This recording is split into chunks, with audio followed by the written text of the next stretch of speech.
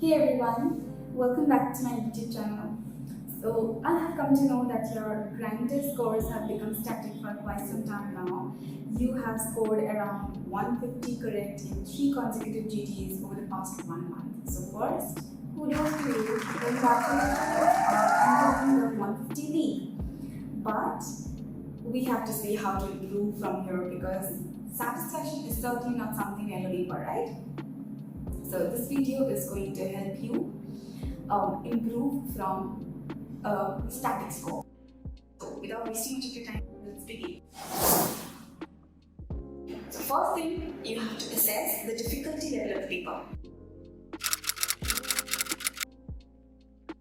Supposedly, the standard of the paper has risen over the 3 GTs as I mentioned. For initially it was easy, then it was moderate, then it was difficult, and you're getting 150 correct in all these 3, then definitely you have been progress, but the progress is latent. You have to look at the rank, the percentile, which will definitely show improvement.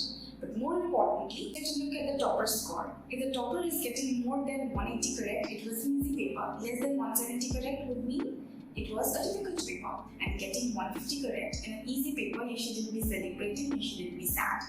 But on the other hand, getting 150 correct in a difficult paper might give you a double-digit rank. So first, assess the standard of the paper, and if you have actually made progress, then you don't have to watch any video whatsoever. Whatever you've been doing, you've been doing just fine. Just continue the good work. And what if the standard of the paper was the same? You have taken your GT, the results have come out, and it's time for you to analyze. Preferably analyze subject-wise. The questions you're getting wrong are more important to be analyzed than the questions you left. Because the questions you attempted, you are able to eliminate 2 options and come to an answer. Okay, so the questions you're attempting wrong plus the correct guesses are the most important things you have to focus while reading your GT. Okay. The questions you did not attempt were such that you were not able to eliminate any 2 options. I mean, these concepts are completely something which you are not aware of, or you find them very difficult. So keep it for the last. Okay. These topics which you attempted and got wrong means you are confident, or maybe you are semi-confident, and that's why you went on ahead to attempt. When you are done, you're well versed with the topics, but still you got them wrong. Could be because of lack of revision, or could be misinterpretation of the question. You misunderstood the question. Could be any reason, right? But you have done the topic, and that's why you have the confidence to go ahead and mark the question. So these need to be, paid more attention while reviewing. Okay. Now, see if you are losing out on any of the following. Number 1, the must-know topics and the repeats. For example, if you are losing out on questions asked on supracondylar fracture of humerus or Gauhati syndrome or hyperlipoproteinemia, then your mistake is disappointing, regretful, painful, because if you are making a similar kind of mistake, you're losing out on a previous year topic, a previous year question, or more frequently asked question on the deciding day, that is on day of the real exam, then I must tell you that you would be amongst the very few people who would be committing the error, and you do not want to be in that group, right? What is the solution? Whenever you are revising, because I believe that you are in your revision mode, right? Once you're getting 150 odd questions correct, it means that you are revising well and you're in your revision mode. So whenever you are revising a subject, start with the previous year's topics. Previous year's topics, get done with the previous year's topics. And the questions you're getting frequently wrong, frequently incorrect, commonly asked topics, get them jotted down in a volatile notebook. Okay, in the volatile notebook, the GT copy, everything I would prefer for you to be in a subject-wise manner. everything needs to be subject-wise, right? If you're making a GTR copy, make it subject-wise. If you're making a volatile notebook copy or a last look copy, before exams copy, choti copy, whatever you like to call it, make it subject-wise. Okay. Now, every time you'll be revising a subject, for example, you're studying, you're revising orthopedics, get done with the previous topics. Get done with the volatile notebook, whatever the volatile notebook, the 20th notebook or the volatile notebook choti copy is basically going to be a summary of all the volatile topics and going to fit into your immediate memory before the exam. So every time you'll be taking a GT, or every time you'll be revising a subject, just get done with these topics, okay? Previous topics, GTL's copy. GTL's copy will be having the concepts, the new concepts or the concepts you tend to forget. Only the concepts. So GTL copy will be quite small, okay? Right? But when you're revising a subject, you'll be doing these three. You'll never be missing out on the marginal topics and the commonly asked questions. You'll never be doing such a mistake again. So this is the ultimate solution, right? Going to point number 2. See if you're making silly mistakes.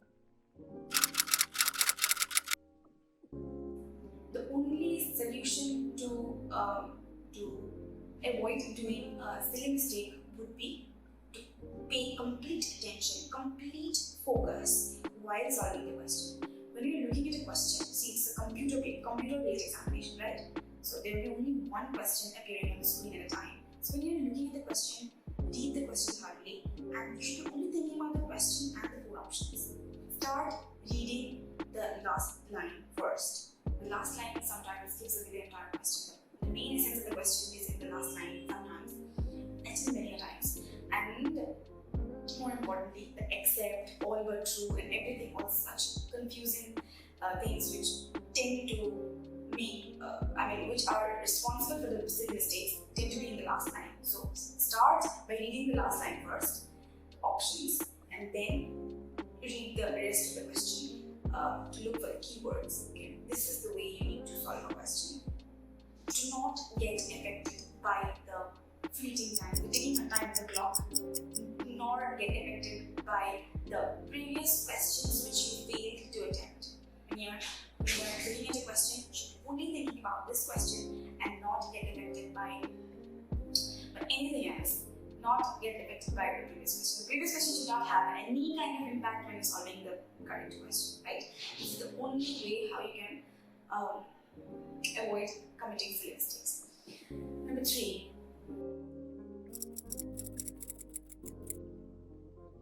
Most important, if you have missed out on any topic, you have not covered any topic, or you have not revised a topic, it has been quite some time now that you have not revised a particular subject, like microbiology, you have not revised now, it's been around 2 months. It's time for you to revise microbiology. If you have not touched leprosy, thinking it was easy, and I have done enough of leprosy in my 2nd year, 3rd year, and I'm well versed with the topic, I don't need to do it again. Do it. Get it done with leprosy, okay? Just revise it. It will take you less time, but you revise it. And you might find a few topics difficult. For example, leukodystrophies of neuroradiology. You find that topic difficult, hence you have never studied that topic. It is time for you to study that topic as well. So all the topics you have not covered till date, it is time for you to study those, revise those. Now, point number 4. Try to see if you are committing errors in subjects which you feel you are strong in. You like a subject, you are strong in the subject, but in the last few GTs, you have been scoring less. GTs will help you assess that very well. In my case, it was psychiatry, FMT, and obstetrics and gynecology. All these 3 subjects I found quite easy to read. I loved studying these 3 subjects, but when it came to solving questions, I would face difficulty in eliminating the 3 options. Okay, I would always think that it could be the answer, this could also be the answer, this could be the answer. So in such a case, what was the problem? The problem was not in my knowledge. The problem was in the application of the knowledge I had gathered. So the solution to the problem would be adopting a retrograde approach. Okay? So now are we seeing the GT, are we seeing the questions asked from the subject, for example, psychiatry? Okay, these are the topics asked, and I would read the explanations. In the explanation, I would be given how to pick the keywords and which keywords would lead to which answer. So after reading the explanation, I will come to know, and I'll not only stop this in this GT, in this particular GT, I'll look at the previous GT as well, and the previous GT still key. What were the questions asked from psychiatry, and what are the mistakes I was committing. I would look at the questions and I would read the explanations. I would get done with psychiatry.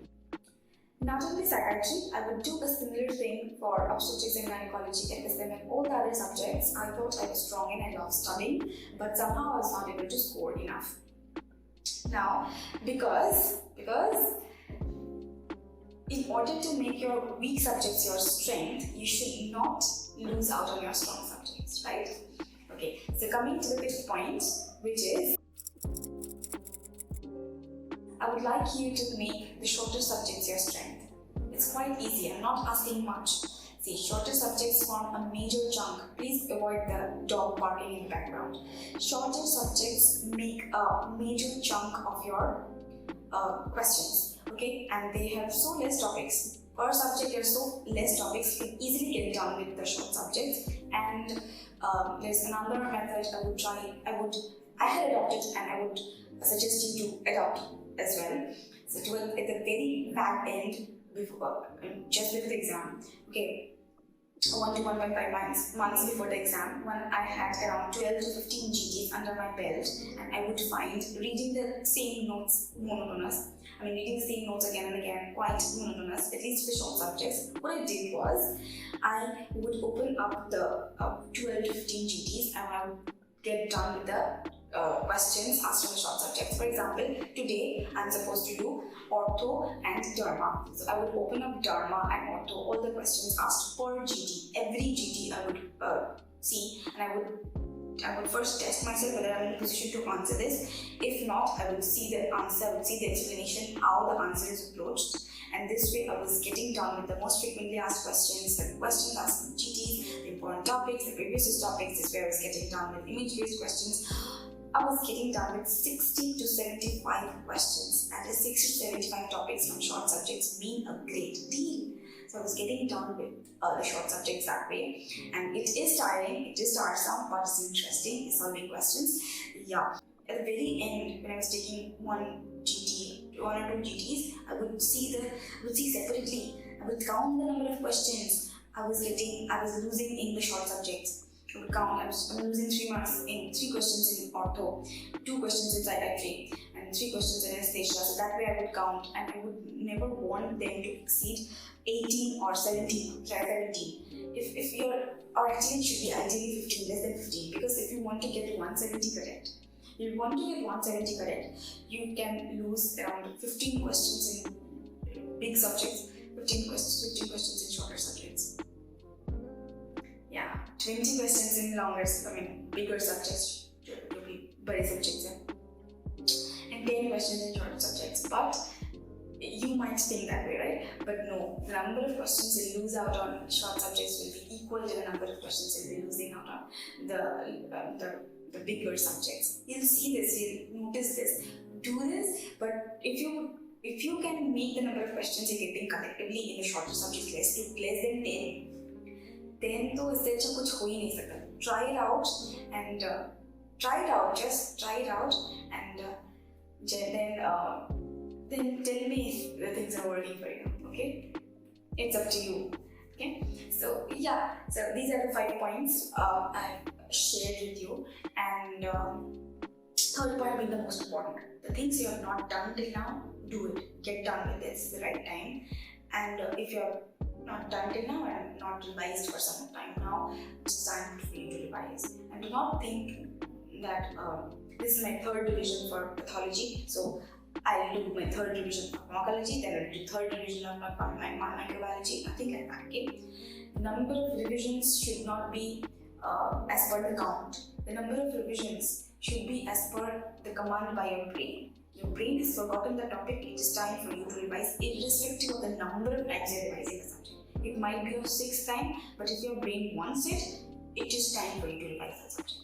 If your brain does not want to revise PGA, for example, if you've studied pedia for this just 2 times till now, but your brain does not demand another revision, so no need to go for a third revision of pedia. Do you get it? Do you get it? I hope you do.